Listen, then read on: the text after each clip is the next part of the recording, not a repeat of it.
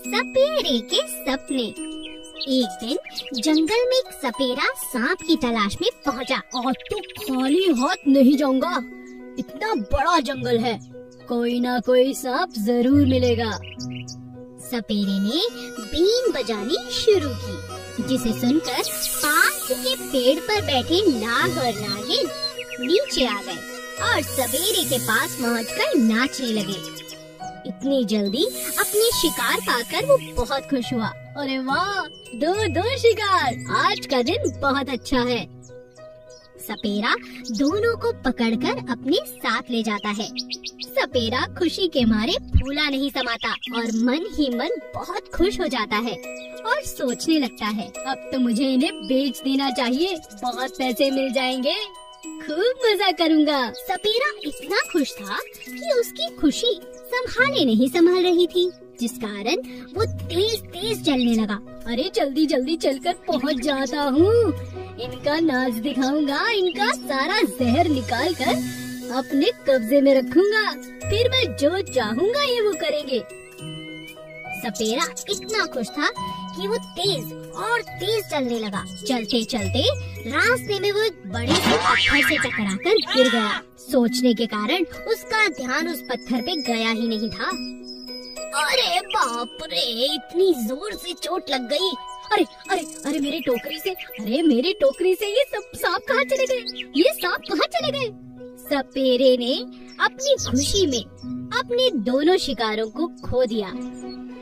ये क्या हो गया? ओहो, मैंने आज दो शिकार पकड़े, मगर अपनी बेवकूफी के कारण आज मैंने दोनों को खो दिया। सांप बहुत चतुर थे। इस मौके का फायदा उठाकर वो बहुत पहले ही टोकरी से निकलकर एक पेड़ पर चढ़ गए थे। बेचारे सपेरे को अपने शिकार से हाथ धोना पड़ा। ये मैंने क्या किया? आज का दिन बहुत बुरा है। मेहनती किसान। एक गांव में गोपाल नाम का एक मेहनती किसान रहता था। उसके पास एक छोटा सा जमीन का टुकड़ा था, जिसमें वह खेती किया करता था। उसी खेत में 2 चूहे भी रहते थे। अरे भागो यहाँ से, भागो, तुमने मुझे परेशान करके रखा है। गोपाल उन चूहों को जब भी भगाता, वही चूहे शाम तक दोबारा लौट आते। अरे भाई, हम कहाँ जाएं? इन खेतों के अलावा अब तो ये खेत ही हमारा घर है। दोनों चूहे खेत को छोड़कर जाना नहीं चाहते थे। एक दिन अचानक गोपाल के खेतों में आग लग गई। अरे ये क्या? ये आग कोई बुझाओ, बचाओ बचाओ, कोई मेरी मदद करो, मेरी सारी मेहनत बर्बाद हो गई, मेरे खेत जल रहे हैं, कोई मेरी मदद करो, हे भगवान, ये मेरे साथ क्या हो गया? चूहे भी वहाँ से दुम दबाकर भागने लगे। बेचारा गोपाल, कितनी मेहनत से उसने खेती की थी, सारे खेत बर्बाद हो रहे हैं, क्यों ना हम इसकी कुछ मदद करें? हाँ, पर कैसे? चलो हाथी के पास मदद के लिए चले। हाथी भाई, जल्दी करो, जल्दी हमारे साथ चलो, हमारा दोस्त गोपाल बहुत मुसीबत में है। क्या हुआ? उसके खेतों में आग लग गई है, वो बहुत रो रहा है, तुम चलकर उस आग को बुझा दो। हाथी दोनों चूहों की मदद करने के लिए चल पड़ा। जैसे ही तीनों वहाँ पहुँचे, उन्होंने देखा कि गोपाल पास के तालाब से बाल्टी भर भर कर पानी लाता और अपने खेतों पर फेंकता, लेकिन आग बुझने का नाम ही नहीं ले रही थी। तभी हाथी ने अपनी सूंड में पानी भरना शुरू किया और पूरे खेत में पानी डालकर आग को बुझा दिया। हे भगवान, तेरा बहुत बहुत शुक्रिया, मेरे खेत बच गए, नहीं तो मैं क्या खाता और क्या बेचता। तुम्हारा बहुत बहुत शुक्रिया चूहे और हाथी, तुमने आकर मेरी बहुत मदद की। क्या हम इन खेतों में रह सकते हैं? हाँ, क्यों नहीं, मगर ध्यान रखना, मेरा सारा अनाज तुम ही मत खा लेना। 2 चूहे टिंकू और मिंकू एक बड़े से जंगल में रहते थे। वो दोनों बहुत अच्छे दोस्त थे। हर समय वो साथ साथ रहते थे, एक साथ खेलते, एक साथ हर काम करते। एक दिन दोनों नदी के किनारे घास पर मजे से सो रहे थे। अचानक एक जोर की आवाज आई। दोनों डर के जाग गए और घबराकर इधर उधर भागने लगे। अरे ये कैसी आवाज है? अरे बहुत डर लग रहा है, छुप जाते हैं कहीं। तभी उन्हें फिर से वही आवाज दोबारा सुनाई दी। अरे ये कैसी आवाज है? तभी उन्होंने देखा एक बड़ा सा हाथी मस्त चाल से नदी की तरफ आ रहा है। उसके पैरों की आहट से सभी छोटे छोटे जानवर घबराकर इधर उधर भाग रहे हैं। हाथी ऐसे मस्त चाल चल रहा है कि कोई भी उसके पैरों के नीचे आ जाएगा। हमें यहाँ से दूर भाग जाना चाहिए। अरे दूर नहीं जाएंगे, पास के पेड़ पर चढ़ जाते हैं। हाँ, चलो चलो। टिंकू और मिंकू झट से पास के पेड़ पर चढ़ गए। पेड़ पर उन्हें गिनी गिलहरी मिलती है। अरे तुम दोनों मेरे पेड़ पर क्या कर रहे हो? चलो भागो यहाँ से। अभी चले जाएंगे, जरा मस्त हाथी को यहाँ से जाने तो दो। नहीं, अभी जाओ। तुम लोगों ने मेरी बहुत मूंगफलियाँ चुरा कर खाई हैं। आज यहाँ मेरी मदद चाहते हो? जाओ यहाँ से। दोनों को पेड़ से नीचे उतरना पड़ा। अरे कहाँ छुपे? चलो इस छोटे से बिल में घुस जाते हैं। नहीं, यहाँ तो सांप है, यहाँ नहीं जाना चाहिए। तो कहाँ छुपे? अरे जल्दी कुछ करो, जल्दी कुछ सोचो। हाथी तो इधर ही आ रहा है। आज तो हमें मरने से कोई नहीं बचा सकता। इतने में गिलहरी ऊपर से कहती है, अगर तुमने कभी अच्छे काम किए होते तो आज तुम्हारे दोस्त होते और सब तुम्हारी मदद करते। सदा सबका भला किया करो दोनों, समझे? समझ गए।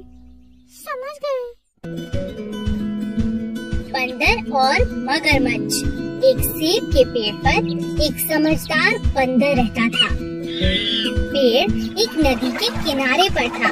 उस नदी में एक भूत मगरमच्छ रहता था, मगर वे दोनों बहुत अच्छे दोस्त थे। बंदर रोज मगरमच्छ को अपने पेड़ के मीठे सेब खिलाता। यह बात जब मगरमच्छ की पत्नी को पता चली तो उसने सोचा कि बंदर तो रोज इतने मीठे मीठे फल खाता है तो उसका दिल तो और भी मीठा होगा। यह सोचकर उसने अपने पति मगरमच्छ से कहा कि उसे बंदर का दिल चाहिए। मगरमच्छ अपनी पत्नी को मना नहीं कर पाया क्योंकि वह अपनी पत्नी से बहुत डरता था। इसीलिए वह बंदर के पास उसका दिल लेने चला गया। पेड़ के पास पहुंचकर मगरमच्छ ने बंदर से कहा, मेरी बीवी तुमसे बहुत खुश है, वह तुमसे मिलना चाहती है। क्या तुम मेरे साथ मेरे घर चलोगे? बंदर को लगा शायद ये कोई दावत का न्योता है। हाँ, क्यों नहीं? तुम्हारी बीवी से मिलकर मुझे खुशी होगी। मैं तुम्हारी बीवी के लिए मीठे मीठे सेब ले चलता हूँ। बंदर को अपनी पीठ पर बिठाकर मगरमच्छ अपने घर की ओर चल पड़ा। मगरमच्छ को लगा उसकी बीवी बंदर का दिल पाकर खुश हो जाएगी और इस खुशी के मारे वह बोला, दोस्त तुम इतने अच्छे हो, तुम्हारा दिल भी बहुत अच्छा होगा। पता है आज मेरी बीवी तुम्हारा दिल खाकर और भी खुश हो जाएगी। तुम इतने अच्छे मीठे सेब खाते हो तो उसे लगा कि तुम्हारा दिल तो और भी मीठा होगा। बंदर तुरंत समझ गया कि जरूर दाल में कुछ काला है। इसकी बीवी मुझे मारना चाहती है और ये बेवकूफ उसकी बातों में आकर मेरा दिल लेने आ गया। बंदर को एक उपाय सूझा। वह झट से बोला, अरे दोस्त तुम कितने नादान हो, मैं तो सिर्फ सेब लेकर आया हूँ, दिल तो वही पेड़ पर है। पहले कहा होता तो मैं दिल अपने साथ ही लाता। अब इस तरह बिना दिल के जाएंगे तो आपकी बीवी नाराज होंगी। चलिए मुझे वापस पेड़ के पास ले चलिए, मैं अपना दिल तुरंत ले आता हूँ। हाँ, ये ठीक रहेगा। बंदर ने अपनी जान चल ली। उसे अपनी जान जो बचानी थी। जब मगरमच्छ बंदर को लेकर पेड़ के पास पहुंचा, तब बंदर झट से पेड़ पर चढ़ गया और बोला, अरे मूर्ख, तू बहुत दगाबाज दोस्त है। अपनी बीवी के लिए अपने दोस्त का दिल खिलाने वाला था। शुक्र है रास्ते में तूने मुझे सच बता दिया। और मैंने अपनी जान बचा ली। चला जा यहाँ से। तुझे और तेरी बीवी को ना दिल मिलेगा और ना ये मीठे सेब, समझे? एक बड़े से अमरूद के पेड़ पर गौरैया चिड़िया अपने अंडों के साथ रहती थी। एक एक करके चिड़िया के अंडे बाहर आने लगे। चिड़िया यह देखकर बहुत खुश थी। उसके प्यारे प्यारे चूजे उसे और प्यारे लगते थे। चिड़िया रोज सुबह उनके लिए खाना लेने जाती और शाम को बड़े प्यार से वह खाना उन्हें खिलाती। धीरे धीरे चिड़िया के बच्चे बड़े होने लगे और वह अपने लिए खाना भी ढूंढने लगे। कई दिन बीत जाने के बाद भी एक अंडे में से चूजा अभी तक बाहर नहीं निकला था। चिड़िया को इस बात से बहुत चिंता होने लगी और वह कोयल के पास मदद के लिए गई। बहन कोयल, बहुत दिनों से मेरे अंडे बाहर आ चुके हैं, लेकिन उनमें से एक अंडे में से चूजा बाहर नहीं आया। मैं क्या करूं? मुझे बहुत चिंता हो रही है। ऐसा तो मैंने भी कभी नहीं देखा। ऐसा तो मैंने भी कभी नहीं सुना बहन।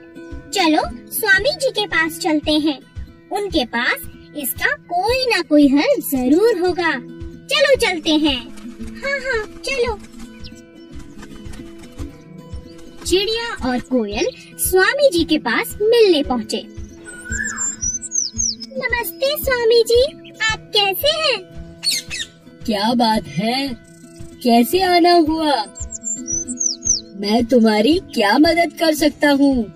चिड़िया सारी बात स्वामी जी को बताती है। अच्छा, तो ये बात है। चलो मैं चल कर देखता हूँ। चिड़िया, कोयल और स्वामी जी घोंसले के पास पहुँचते हैं। अरे ये क्या? ये कोई अंडा नहीं है। तुम्हें अपने अंडे को पहचानने में जरूर कोई भूल हुई है। मुझे लगता है यह एक खिलौना है। मैंने कई बार गांव के बच्चों को इससे खेलते हुए देखा है। मेरा भरोसा करो और इसे एक बार नीचे फेंक कर देखो। नहीं नहीं स्वामी जी, इस तरह तो मेरा अंडा फूट जाएगा। नहीं नहीं चिड़िया रानी, मेरा भरोसा रखो, ये एक खिलौना ही है। चिड़िया ने दिल पर पत्थर रखकर स्वामी जी की बात को मान लिया। स्वामी ने अंडे को लिया और जमीन पर जोर से फेंका। अंडा फूटा नहीं, बल्कि वह टप्पा खाने लगा जैसे कोई गेंद हो। सच में वो एक खिलौना, एक गेंद ही थी। यह देखकर सभी हंसने लगे। रानी मधुमक्खी। नंदू अमरूद बेचने वाला पूरे गांव में अपने मीठे मीठे अमरूदों के कारण बहुत मशहूर था। उसके सारे अमरूद तुरंत ही बिक जाया करते थे। नंदू के पास अमरूद का एक बहुत बड़ा पेड़ था। उसी पेड़ पर मधुमक्खियों का एक बड़ा सा छत्ता भी था। कैसी हो मधुमक्खी रानी? मैं ठीक हूँ, तुम कैसे हो? बताओ, आज बाजार में तुम्हारा दिन कैसा रहा? बहुत अच्छा। तुम तो जानती हो मेरे अमरूद खाने के लिए लोग कितनी दूर दूर से आते हैं। मेरे सारे अमरूद बिक गए और यह सब तुम्हारी वजह से है, क्योंकि तुम्हारे डर से मेरे पेड़ पर कोई पक्षी आने की हिम्मत भी नहीं करता। ऐसा नहीं है, तुम भी हमें कुछ नहीं कहते। हम तुम्हारे पेड़ पर रहते हैं। तुम्हारा बहुत बहुत शुक्रिया। अगले ही दिन अमरूद तोड़ते समय नंदू की नजर मधुमक्खियों के छत्ते पर गई। अरे ना बड़ा हो चुका है इनका छत्ता। इसमें तो बहुत शहद होगा। अगर इसे बाजार में बेचा जाए अच्छे पैसे मिल सकते हैं। नंदू के मन में लालच आ चुका था। अच्छा, कुछ करना होगा। आज रात को जब मधुमक्खियाँ सो रही होंगी तो इन्हें भगाकर पूरा शहद निकाल लूंगा। बेचारी मधुमक्खियाँ इस बात से अनजान थी। रात के समय नंदू जब हाथ में मशाल लिए पेड़ की तरफ बढ़ा, तभी अचानक रानी मधुमक्खी की आँख खुल गई। अच्छा, तो ये बात है। इसे अभी मजा चखाती हूँ। और रानी मधुमक्खी बिना डरे तुरंत बाकी मधुमक्खियों को उठाने लगी। चलो इसे मजा चखाते हैं। सारी की सारी मधुमक्खियाँ नंदू के पेड़ के पास पहुँचते ही उस पर हमला कर देती हैं। नंदू दर्द से चिल्लाने लगता है। अरे बचाओ, अरे बचाओ, अरे मैं तो यूं ही आ रहा था पेड़ के पास, मुझे छोड़ दो, अरे रानी मक्खी मुझे छोड़ दो। लालच बुरी बला है। Please subscribe.